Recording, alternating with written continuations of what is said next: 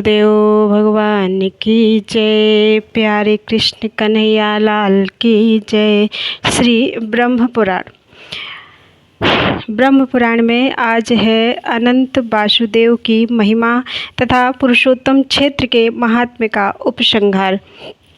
मुनि बोले, देव भगवान की यह कथा सुनने से हमें तृप्ति नहीं होती। आप पुनः परम गोपनीय रहस्य का वर्णन कीजिए। अनंत वासुदेव की महिमा का आपने भली भांति वर्णन नहीं किया, अब हम उसी को सुनना चाहते हैं, आप विस्तार पूर्वक बतलाएं। ब्रह्मा जी ने कहा, मुनिवरों, अनंत वासुदेव का महात्म्य सार से भी अत्यंत सारतर वस्तु है। वह इस पृथ्वी पर दुर्लभ है। विप्रगण, आदि कल्प की बात है, मैंने देव शिल्पियों में श्रेष्ठ विश्वकर्मा को बुलाकर कहा, तुम पृथ्वी पर भगवान वासुदेव की शिलामयी प्रतिमा बनाओ, जिसका दर्शन करके इंद्र आदि देवता और मनुष्य भक्ति पूर्वक भगवान वासुदेव की आराधना करें और उनकी कृपा से निर्भय होकर रहें। मेरी बात सुनकर विश्वकर्मा ने तत्काल ही एक सुंदर और सुदृढ़ प्रतिमा बनाई जिसके हाथों में शंख, चक्र, गदा और पद्म शोभा पा रहे थे। भगवान का वह विग्रह सब प्रकार के शुभ लक्षणों से संपन्न और अत्यंत प्रभावशाली था। नेत्र कमल दल के समान विशाल थे। वक्षस्थल में श्रीवत्स का चिन्ह सुशोभित था। हृदय देश वनमाला से आवृत हो रहा था। मस्तक पर मुकुट और भुजाओं में अंगद शोभा पाते थे। कंधे मोटे मोटे जान पड़ते थे। कानों में कुंडल झिलमिला रहे थे। श्याम अंग पर पीतांबर की अपूर्व शोभा थी। इस प्रकार वह प्रतिमा दिव्य थी। स्थापना का समय आने पर स्वयं मैंने ही गूढ़ मंत्रों द्वारा उसे स्थापित किया। चकार प्रतिमा शुद्धां शंख चक्र गदाधरां सर्वलक्षण संयुक्तां पुंडरीकायते क्षणां श्रीवत्स लक्ष्मी संयुक्तां अति उग्रां प्रतिमोत्तमां वनमाला व्रतोरस्कां मुकुटांगदाधारिणीं पीतवस्त्रां सुपीनासां कुंडलाभ्याम् अलंकृतां एवं सा प्रतिमा दिव्या गुह्यमन्त्रैस्तदा स्वयं प्रतिष्ठा कालमासाद्य मया सौ निर्मिता पुरा।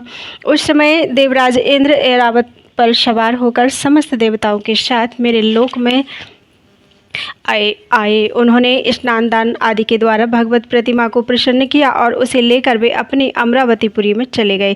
वहां इंद्र भवन में उसे पधराकर उन्होंने मन, वाणी और शरीर को संयम में रखते हुए दीर्घ काल तक भगवान की आराधना की और उन्हीं के प्रसाद से व्रत एवं नमुचि आदि क्रूर राक्षसों तथा भयंकर दानवों का संहार करके तीनों लोकों का राज्य भोगा। द्वितीय युग त्रेता आने पर महापराक्रमी राक्षस राज रावण बड़ा प्रतापी हुआ। उसने 10,000 वर्षों तक निराहार और जितेंद्रिय रहकर अत्यंत कठोर व्रत का पालन करते हुए भारी तपस्या की, जो दूसरों के लिए अत्यंत दुष्कर थी। उस तपस्या से संतुष्ट होकर मैंने रावण को वरदान दिया, तुम्हें संपूर्ण देवताओं, दैत्यों, नागों और राक्षसों में कोई नहीं मार सकेगा। शाप के भयंकर प्रहार से भी तुम्हारी मृत्यु नहीं होगी। तुम यमदूतों से भी अवध्य रहोगे।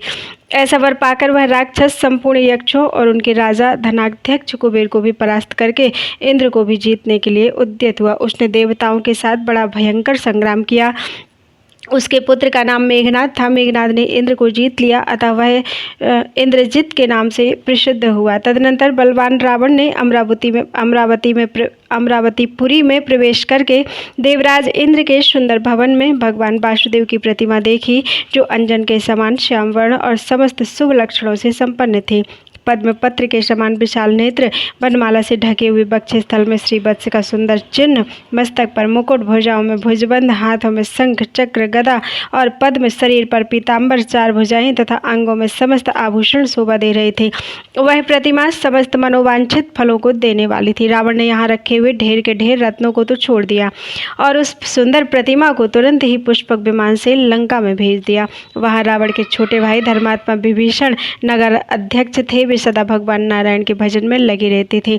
देवराज की भूमि से आई हुई उस दिव्य प्रतिमा को देखकर उनके शरीर में रोमांच हो आया। उन्हें बड़ा विस्मय हुआ। विभीषण ने प्रसन्न चित्त से मस्तक झुकाकर भगवान को प्रणाम किया और कहा, आज मेरा जन्म सफल हो गया, आज मेरी तपस्या का फल मिल गया। यूँ कहकर धर्मात्मा विभीषण बारंबार भगवान को प्रणाम करके अपने बड़े भाई के पास गए और हाथ जोड़कर बोले, राजन, आप वह प्रतिमा देकर मुझ पर कृपा कीजिए। मैं उसकी आराधना करके भवसागर से पार होना चाहता हूँ। भाई की बात सुनकर रावण ने कहा, वीर, तुम प्रतिमा ले लो, मैं उसे लेकर क्या करूँगा? मैं तो ब्रह्मा जी की आराधना करके तीनों लोकों पर विजय पा रहा हूँ। विभीषण बड़े बुद्धिमान थे। उन्होंने वह कल्याणमयी प्रतिमा ले ली और उसके द्वारा 108 वर्षों तक भगवान विष्णु की आराधना की। इससे उन्होंने अणिमा आदि 8 सिद्धियों के साथ अजर अमर रहने का वरदान प्राप्त कर लिया। रावण बड़ा पापी और क्रूर राक्षस था। उसने देवता, गंधर्व, किन्नर, लोकपाल, मनुष्य और सिद्धों को भी युद्ध में जीतकर उनकी स्त्रियों को हर लिया और लंका नगरी में लाकर रखा।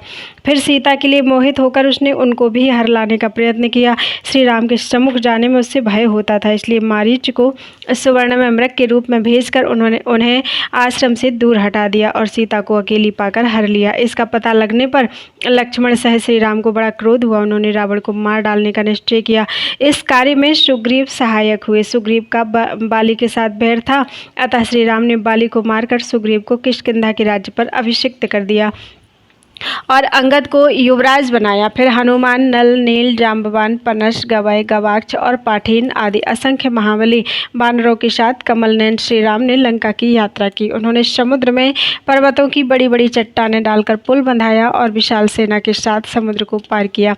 रावण ने राक्षसों को साथ लेकर भगवान श्री राम के साथ घोर संग्राम किया।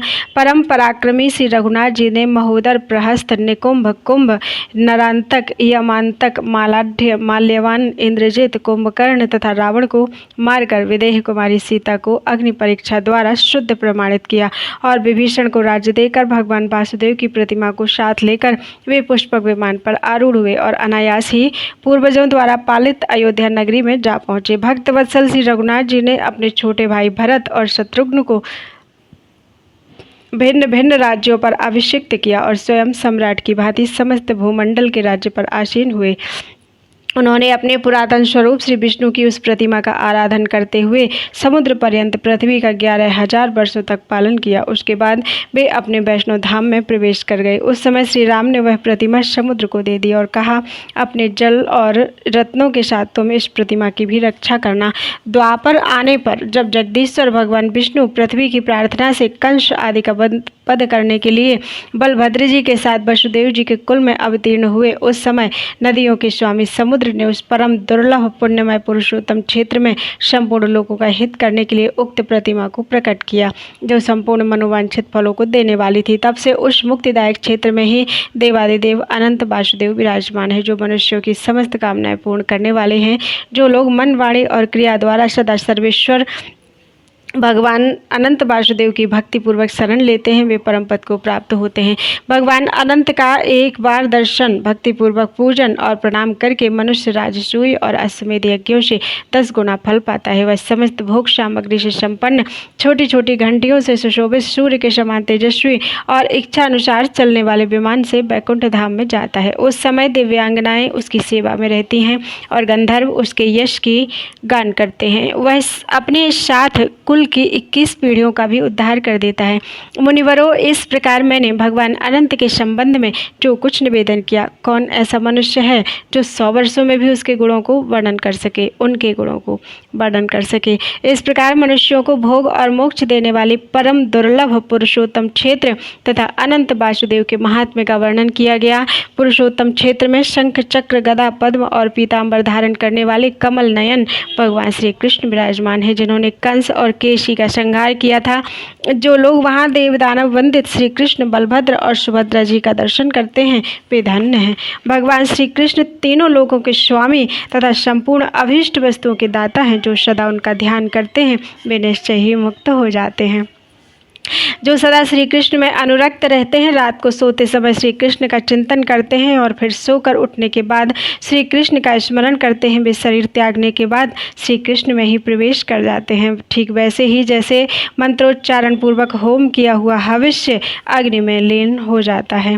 कृष्णे रताः कृष्ण मनुः स्मरन्ति रात्रौ च कृष्णं पुनरुत्थिताये। कृष्णे रताः कृष्ण मनुस्मरन्ति रात्रौ च कृष्णं पुनरुत्थितात् ये ते भिन्न देहा प्रविशन्ति कृष्णं हविर्यथा मंत्रहुतं हुताशम। अतः मुनिवरों, मोक्ष की इच्छा रखने वाले पुरुषों को पुरुषोत्तम क्षेत्र में सदा यत्न पूर्वक कमल नयन श्री कृष्ण का दर्शन करना चाहिए। जो मनीषी पुरुष शयन और जागरण काल में श्री कृष्ण, बलभद्र तथा सुभद्रा का दर्शन करते हैं, वे श्री हरि के धाम में जाते हैं। जो हर समय भक्ति पूर्वक पुरुषोत्तम श्री कृष्ण, रोहिणी नंदन बलभद्र और सुभद्रा देवी का दर्शन करते हैं, वे भगवान विष्णु के लोक में जाते हैं। जो वर्षा के 4 महीनों में पुरुषोत्तम क्षेत्र के भीतर निवास करते हैं, उन्हें सारी पृथ्वी की तीर्थ यात्रा से भी अधिक फल है प्राप्त होता है। जो इंद्रियों को जीतकर और क्रोध को वशीभूत करके सदा पुरुषोत्तम क्षेत्र में ही निवास करते हैं, वे तपस्या का फल पाते हैं। मनुष्य अन्य तीर्थों में 10,000 वर्षों तक तपस्या करके जो फल पाता है, उसे पुरुषोत्तम क्षेत्र में एक ही मास में प्राप्त कर लेता है। तपस्या, ब्रह्मचर्य पालन तथा आसक्ति त्याग से जो फल मिलता है, उसे मनीषी पुरुष वहाँ सदा ही पाते हैं। सब तीर्थों में स्नान दान करने का जो पुण्य फल बताया गया है, वह मनीषी पुरुषों को यहाँ सर्वदा प्राप्त होता है। विधि पूर्वक तीर्थ सेवन तथा व्रत और नियमों के पालन से जो फल बताया गया है, उसे वहाँ इंद्रिय संयम पूर्वक पवित्रता से रहने वाला पुरुष प्रतिदिन प्राप्त करता है। नाना प्रकार के यज्ञों से मनुष्य जो फल प्राप्त करता है, वह जितेंद्रीय पुरुष को वहाँ प्रतिदिन मिला करता है। जो पुरुषोत्तम क्षेत्र में कल्प वृक्ष अर्थात अक्षय वट के पास जाकर शरीर त्याग करते हैं, वे निसंदेह मुक्त हो जाते हैं। जो मानव बिना इच्छा के भी वहाँ प्राण त्याग करता है, वह भी दुख से मुक्त होकर दुर्लभ मोक्ष प्राप्त कर लेता है। कृमि, कीट, पतंग आदि तथा पशु पक्षियों की योनि में पड़े हुए जीव भी वहाँ देह त्याग करने पर परम गति को प्राप्त करते हैं। जो मनुष्य एक बार भी श्रद्धापूर्वक भगवान पुरुषोत्तम का दर्शन कर लेता है, वह सहस्रों पुरुषों में उत्तम है। भगवान प्रकृति से परे और पुरुष से भी उत्तम है, इसलिए वे वेद पुराण तथा श्लोक में पुरुषोत्तम कहलाते हैं। जो पुराण और वेदांत में परमात्मा कहे गए हैं, वे ही संपूर्ण जगत का उपकार करने के लिए पुरुषोत्तम रूप से विराजमान हैं। प्रकृते सपरो यस्मात् पुरुषादपि चोत्तमः तस्माद् वेदे पुराणे च लोकेस्मिन् पुरुषोत्तमः यो असौ पुराणे वेदान्ते परमात्मेत्युदाहृताः आस्ते विश्वोपकाराय तेनासौ पुरुषोत्तमः। पुरुषोत्तम क्षेत्र के भीतर मार्ग में, शमशान भूमि में, घर के मंडप में, सड़कों और गलियों में जहाँ कहीं इच्छा या अनिच्छा से भी शरीर त्याग करने वाला मनुष्य मोक्ष का भागी होता है। पुरुषोत्तम तीर्थ के समान किसी तीर्थ का महात्म्य न हुआ है और न होगा। मैंने उस क्षेत्र के गुणों का एक अंश मात्र यहाँ बताया है। कौन पुरुष 100 वर्षों में भी उसके समस्त गुणों का वर्णन कर सकता है। मुनिवरों, यदि तुम सनातन मोक्ष पाना चाहते हो तो आलस्य छोड़कर उस पवित्र तीर्थ में निवास करो। व्यास जी कहते हैं, अव्यक्त जन्मा ब्रह्मा जी का यह वचन सुनकर मुनियों ने वहाँ निवास किया और परम पद प्राप्त कर लिया। द्विजवरों, यदि आप लोग भी मोक्ष प्राप्त करना चाहते हो तो परम उत्तम पुरुषोत्तम क्षेत्र में निवास करें। बोलो वृंदावन बिहारी लाल की जय। कंडु मुनि का चरित्र और मुनि पर भगवान पुरुषोत्तम की कृपा। व्यास जी कहते हैं, मुनिवरों, पुरुषोत्तम क्षेत्र संपूर्ण जीवों के लिए सुखदायी है। वह धर्म, अर्थ, काम और मोक्ष चारों पुरुषार्थों का फल देने वाला है। उस तीर्थ में कंडु नाम के एक महातेजस्वी मुनि रहा करते थे, जो परम धार्मिक, सत्यवादी, पवित्र, जितेंद्रिय और समस्त प्राणियों के हित में तत्पर रहने वाले थे। उन्होंने इंद्रियों को जीतकर क्रोध पर अधिकार प्राप्त कर लिया था। वे वेद वेदांगों के पारंगत विद्वान थे और भगवान पुरुषोत्तम की आराधना करके उत्तम सिद्धि प्राप्त कर चुके थे। उनके सिवा और भी बहुत से मुनि वहाँ उत्तम व्रत का पालन करते हुए सिद्ध हो चुके हैं। मुनियों ने पूछा, साधु शिरोमणि कंडू कौन थे और उन्होंने किस प्रकार वहाँ परम गति प्राप्त की? हम उनका चरित्र सुनना चाहते हैं, बताइए। व्यास जी बोले, मुनीश्वरों, कंडू मुनि की कथा बड़ी मनोहर है, मैं संक्षेप से ही कहूँगा, सुनो। गोमती नदी के परम मनोरम एकांत तट पर, जहाँ कंदमूल, फल, समिधा, पुष्प और कुश आदि की अधिकता थी, कंडू मुनि का आश्रम था। वहाँ सभी ऋतुओं के फल और फूल सुलभ थे। केलों का उद्यान उस आश्रम की शोभा बढ़ा रहा था। वहाँ कंडू मुनि ने व्रत, उपवास, नियम, स्नान, मौन और संयम आदि के द्वारा बड़ी भारी एवं अत्यंत अद्भुत तपस्या की। वे ग्रीष्म ऋतु में पंचाग्नि का ताप सहते, वर्षा में खुली वेदी पर सोते और हेमंत ऋतु में भीगे वस्त्र धारण करके कठोर तपस्या करते थे। मुनि की तपस्या का बढ़ता हुआ प्रभाव देखकर देवता, गंधर्व, सिद्ध और विद्याधरों को बड़ा विस्मय हुआ। वे कहने लगे, इनका महान धैर्य अद्भुत है, इनकी कठोर तपस्या नितांत आश्चर्यजनक है। उन्हें तपस्या में स्थित देखकर इंद्र सहित संपूर्ण देवता उनके भय से व्याकुल होकर आपस में परामर्श करने लगे। वे उनकी तपस्या में विघ्न डालना चाहते थे। त्रिभुवन के स्वामी इंद्र देवताओं का अभिप्राय जानकर एक सुंदरी अप्सरा से बोले, प्रमलोचे, तुम शीघ्र कंडू मुनि के आश्रम पर जाओ। मुनि वहाँ तपस्या करते हैं, उनकी तपस्या में विघ्न डालने के लिए ही तुम्हें भेजा जाता है। सुंदरी, तुम शीघ्र ही उनके चित्त में क्षोभ उत्पन्न कर दो। प्रमलोचा बोली, सुरश्रेष्ठ, मैं सदा आपकी आज्ञा का पालन करती हूँ, किंतु इस कार्य में तो मेरे जीवन का ही संदेह है। मैं मुनिवर कंडू से बहुत डरती हूँ। वे ब्रह्मचर्य व्रत के पालन में स्थित हैं, अत्यंत उग्र हैं, उनकी तपस्या बहुत तीव्र है। वे अग्नि और सूर्य के समान तेजस्वी हैं। मुझे अपनी तपस्या में विघ्न डालने आई हुई जानकर परम तेजस्वी कंडू मुनि कुपित हो उठेंगे और दुसह शाप दे देंगे। यह सुनकर इंद्र ने कहा, सुंदरी, मैं कामदेव, ऋतुराज, वसंत और दक्षिण समीर को तुम्हारी सहायता में देता हूँ। इन सबके साथ उस स्थान पर जाओ जहाँ वे महामुनि रहते हैं। इंद्र का यह कथन सुनकर मनोहर नेत्रों वाली प्रमलोचा कामदेव आदि के साथ आकाश मार्ग से कंडू मुनि के आश्रम पर गई। वहां पहुंचकर उसने एक बहुत सुंदर वन देखा। तीव्र तपस्या में लगे हुए पाप रहित मुनिवर कंडू भी आश्रम पर ही दिखाई दिए। प्रमलोचा और कामदेव आदि ने देखा, वह वन नंदनवन के समान रमणीय था। सभी ऋतुओं में विकसित होने वाले सुंदर पुष्प उसकी शोभा बढ़ा रहे थे। नाना प्रकार के पक्षी वृक्षों पर बैठकर अपने श्रवण सुखद कलरवों से उस वन को मुखरित कर रहे थे। अप्सरा ने क्रमशः संपूर्ण वन का निरीक्षण किया। उस परम अद्भुत मनोहर कानन की शोभा देखकर उसके नेत्र आश्चर्यचकित हो उठे। उसने वायु, कामदेव और बसंत से कहा, अब आप लोग पृथक पृथक मेरी सहायता करें। उन्होंने कहा, बहुत अच्छा कहकर स्वीकृति दे दी। तब प्रमलोचा बोली, अब मैं मुनि के पास जाऊंगी जो इंद्रिय रूपी अश्वों से जुटे हुए देह रूपी रथ के सारथी बने हुए हैं। उन्हें आज कामबाण से आहत करके ऐसी दशा को पहुंचा दूंगी कि मन रूपी बागडोर उनके काबू से बाहर हो जाएगी। इस प्रकार उन्हें मैं अयोग्य सारथी सिद्ध कर दिखाऊंगी। यूं कहकर वह उस स्थान की ओर चल दी जहाँ मुनि निवास करते थे। मुनि की तपस्या के प्रभाव से वहाँ के हिंसक जीव भी शांत हो गए थे। नदी के तट पर जहाँ कोयल की मीठी तान सुनाई देती थी, वह ठहर गई। थोड़ी देर तक तो वह खड़ी रही, फिर उसने संगीत छेड़ दिया। इसी समय बसंत ने भी अपना पराक्रम दिखाया। समय नहीं होने पर भी समस्त कानन में मधु ऋतु की मनोहर शोभा छा गई। कोकिल की काकली से माधुरी की वर्षा होने लगी। मलय वायु मनोहर सुगंध लिए मंद मंद गति से बहने लगी और छोटे बड़े सभी वृक्षों के पवित्र पुष्प धीरे धीरे भूतल पर गिरने लगी। काम ने अपने फूलों का बाण संभाला और मुनि के समीप जाकर उनके मन को विचलित कर दिया। संगीत की मधुर ध्वनि सुनकर मुनि के मन में बड़ा आश्चर्य हुआ। वे काम बाण से अत्यंत पीड़ित होकर जहाँ सुंदरी अप्सरा गीत गा रही थी गए। मुनि ने अप्सरा को देखा और अप्सरा ने भी मुनि पर दृष्टिपात किया। उनके नेत्र आश्चर्य से खिल गए। चादर खिसक कर गिर पड़ी। मुनि के मन में विकलता छा गई, उनके शरीर में रोमांच हो आया। वे पूछने लगे, सुंदरी, तुम कौन हो, किसकी हो? तुम्हारी मुस्कान बड़ी मनोहर है। शुभ्रू, तुम मेरे मन को मोहे लेती हो। सुमध्य में अपना सच्चा परिचय दो। प्रमलोचा बोली, मुने, मैं आपकी सेविका हूँ और फूल लेने के लिए यहाँ आई हूँ। शीघ्र आज्ञा दीजिए, मैं आपकी क्या सेवा करूँ? अप्सरा की यह बात सुनकर मुनि का धैर्य छूट गया। उन्होंने मोहित होकर उसका हाथ पकड़ लिया और उसे साथ लेकर अपने आश्रम में प्रवेश किया। यह देखकर कामदेव, वायु और वसंत कृतकृत्य होकर जैसे आए थे उसी प्रकार स्वर्ग को लौट गए। वहां पहुंचकर उन्होंने इंद्र से प्रमलोचा और मुनि की सारी चेष्टा कह सुनाई। सुनकर इंद्र और संपूर्ण देवताओं का चित्त प्रसन्न हो गया। कंडू ने अप्सरा के साथ आश्रम में प्रवेश करते ही अपना रूप कामदेव के समान मनोहर एवं तरुण बना लिया।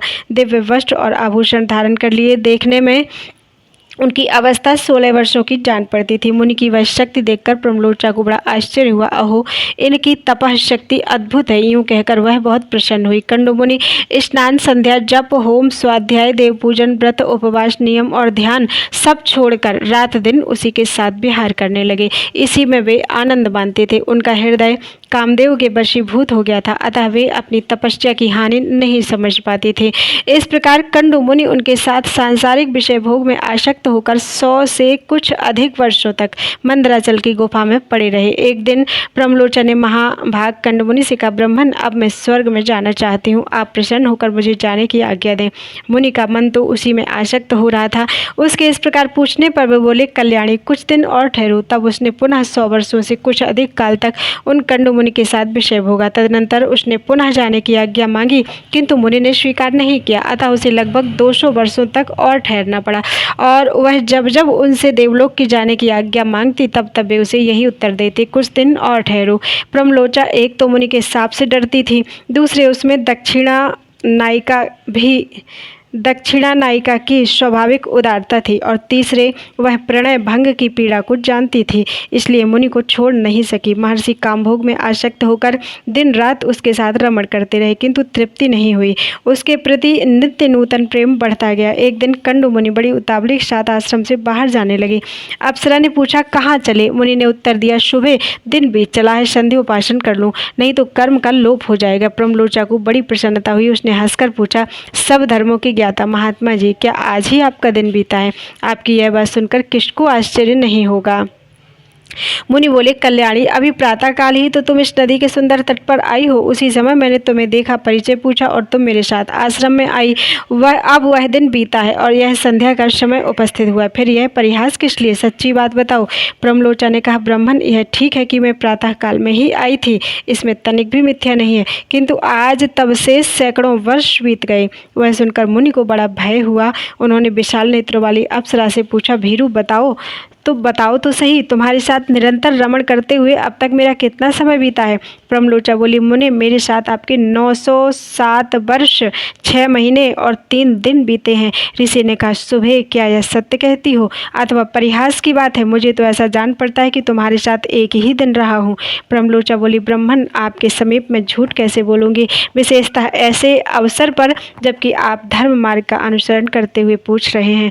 अप्सरा की बात सुनकर मुनि को बड़ा कष्ट हुआ। वे स्वयं ही अपनी निंदा करते हुए बोले, हाय, मुझ दुराचारी को धिक्कार है। हाय, मेरी तपस्या नष्ट हो गई, ब्रह्मवेत्ताओं का जो धन है वह चला गया और मेरा विवेक भी छिन गया। जान पड़ता है मनुष्यों को मोह में डालने के लिए ही किसी ने युवती नारी की सृष्टि की है। मुझे तो अपने मन को जीतकर क्षुधा, पिपासा, राग, द्वेष और जरा मृत्यु, इन 6 ऊर्मियों से अतीत पर ब्रह्म का ज्ञान प्राप्त करना चाहिए। इसके विपरीत जिसने मेरी ऐसी दुर्गति की है उस काम रूपी महान ग्रह को धिक्कार है। यह काम नरकग्राम में ले जाने वाला मार्ग है। इसने आज मेरे संपूर्ण वेदों के स्वाध्याय, व्रत और समस्त साधनों पर पानी फेर दिया।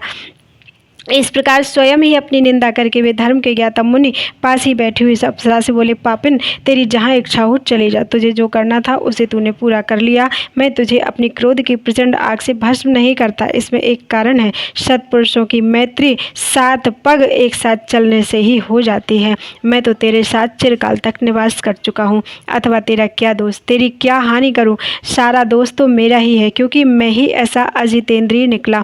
तू तो इंद्र का प्रिय करने के लिए आई थी और मेरी तपस्या का सत्यानाश कर चुकी।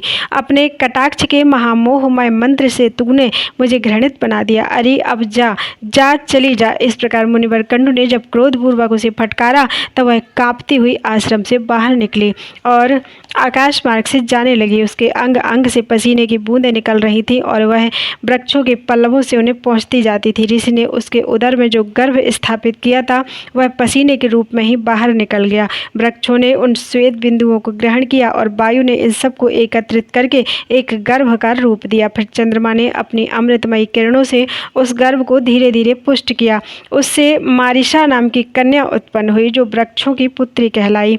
उसके नेत्र बड़े मनोहर थे। वही प्राचेतसों की पत्नी और दक्ष की जननी हुई। इधर महर्षि कंडु तपस्या क्षीण होने पर श्री विष्णु के निवास स्थान पुरुषोत्तम क्षेत्र को गए। वहां संपूर्ण देवताओं से सुशोभित श्रीहरि का दर्शन किया। ब्राह्मण आदि चारों वर्णों और आश्रमों के लोग भगवान की सेवा में उपस्थित थे। पुरुषोत्तम क्षेत्र और भगवान पुरुषोत्तम का दर्शन करके मुनि ने अपने को कृतकृत्य माना और वहां अपनी दोनों बाहें ऊपर उठाकर एकाग्रचित्त से ब्रह्मपार स्तोत्र का जप करते हुए वे भगवान की आराधना करने लगे। मुनि बोले, व्यास जी, हम परम कल्याणमय ब्रह्मपार स्तोत्र को श्रवण करना चाहते हैं, जिसका जप करते हुए कंडु मुनि ने भगवान विष्णु की आराधना की थी। व्यास जी ने कहा, भगवान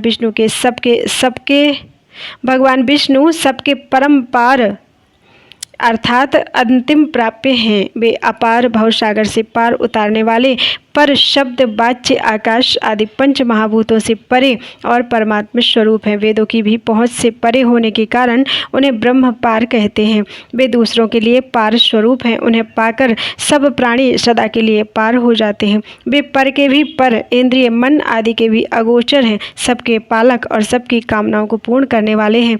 वे कारण में स्थित होते हुए भी स्वयं ही कारण रूप हैं। कारण के भी कारण हैं। परम कारणभूत प्रकृति के कारण भी वे ही हैं। कार्यों में भी उन्हीं की स्थिति है। इस प्रकार कर्म और कर्ता आदि अनेक रूप धारण करके वे संपूर्ण विश्व की रक्षा करते हैं। ब्रह्म ही प्रभु है, प्रभु ही सर्वस्व रूप हैं, ब्रह्म ही प्रजापति हैं तथा अपनी महिमा से कभी च्युत न होने वाले हैं। वह ब्रह्म अविनाशी, नित्य और अजन्मा है। वही क्षय आदि संपूर्ण विकारों के संपर्क से रहित भगवान विष्णु हैं। वे भगवान पुरुषोत्तम ही अविनाशी, अजन्मा एवं नित्य ब्रह्म हैं। उनके प्रभाव से मेरे राग आदि समस्त दोष नष्ट हो जाएं। मुनि के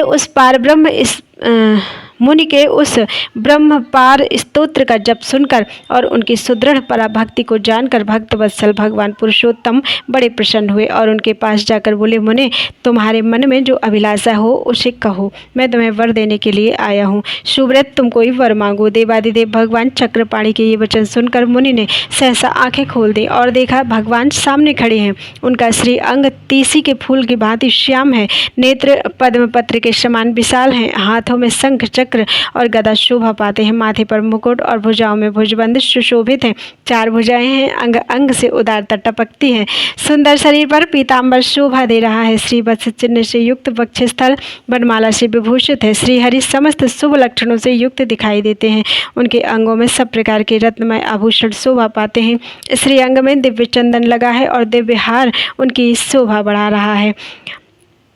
अतसी पुष्प संकाशम पद्म पत्रायते क्षणम शंख चक्र गदा पाणिम मुकुटांगद धारिणम चतुर्बाहुमुदारांगम पीतवस्त्रधरम शुभम श्रीवत्स लक्ष्मी संयुक्तम वनमाला विभूषितम सर्वलक्षण संयुक्तम सर्वरत्न विभूषितम दिव्य चंदन लिप्तांगम दिव्यमाल्य विभूषितम। इस प्रकार भगवान की झांकी देखकर कंडु मुनि के शरीर में रोमांच हो आया। उन्होंने दंड की भांति पृथ्वी पर गिरकर साष्टांग प्रणाम किया और कहा, आज मेरा जन्म सफल हुआ, आज मेरी तपस्या का फल मिल गया। यूं कहकर मुनि ने भगवान की स्तुति आरंभ की। कंडु बोले, नारायण हरे, श्री कृष्ण, श्री वत्सांक, जगतपति, जगतबीज, जगतधाम, जगत साक्षिण, आपको नमस्कार है। अव्यक्त विष्णु, आप ही सबकी उत्पत्ति के कारण है। प्रकृति और पुरुष दोनों से उत्तम होने के कारण आपको पुरुषोत्तम कहते हैं। कमल नयन गोविंद जगन्नाथ, आपको नमस्कार है। आप हिरण्यगर्भ, लक्ष्मीपति, पद्मनाभ और सनातन पुरुष हैं। यह पृथ्वी आपके गर्भ में है और आप ध्रुव और ईश्वर हैं। ऋषिकेश, आपको नमस्कार है। आप अनादि अनंत और अजेय हैं। विजयी पुरुषों में श्रेष्ठ, आपकी जय हो। श्री कृष्ण, आप अजित और अखंड हैं। श्रीनिवास, आपको नमस्कार है।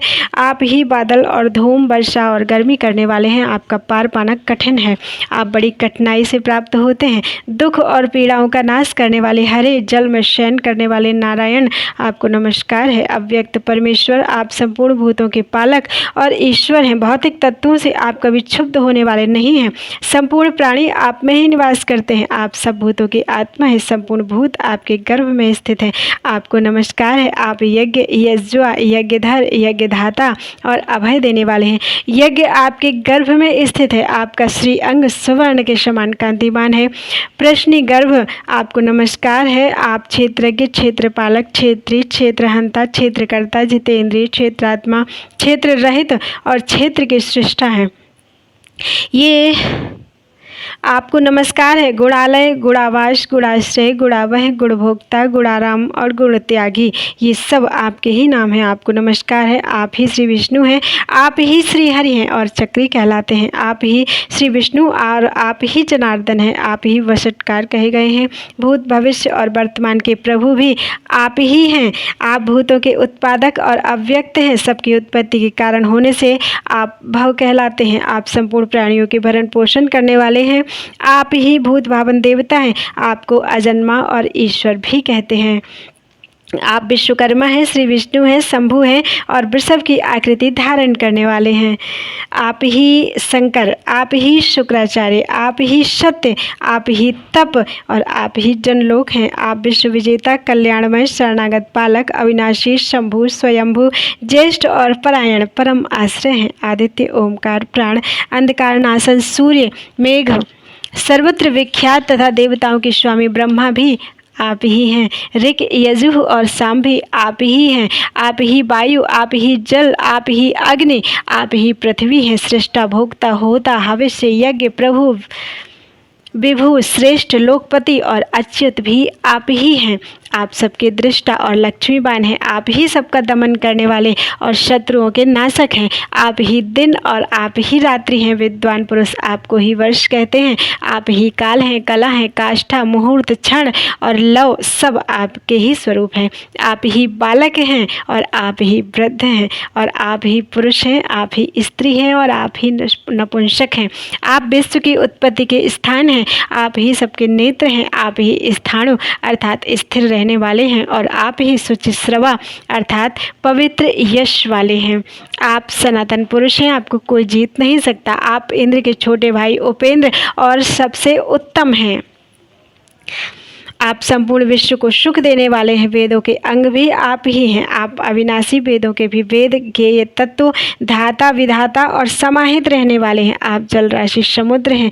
आप ही उसके मूल हैं। आप ही धाता और आप ही वशु हैं। आप वैद्य हैं, आप जितात्मा हैं और आप इंद्रियातीत हैं। आप सबसे आगे चलने वाले और गांव के नेता हैं। आप ही गरुण और आप ही आदिमान हैं। आप ही संग्रह अर्थात लघु हैं और आप ही परम महान हैं। अपने मन को वश में रखने वाले और अपनी महिमा से कभी च्युत न होने वाले भी आप ही हैं।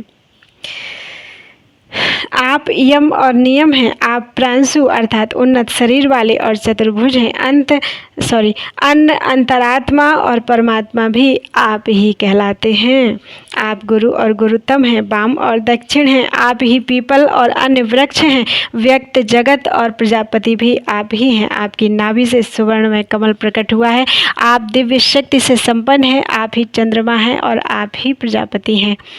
आपके स्वरूप का वर्णन नहीं किया जा सकता। आप ही यम और आप ही दैत्यों के नाशक श्री विष्णु हैं। आप ही शंकरषण देव हैं। आप ही कर्ता और आप ही सनातन पुरुष हैं। आप तीनों गुणों से रहित हैं। आप ज्येष्ठ, वरिष्ठ और सहिष्णु हैं।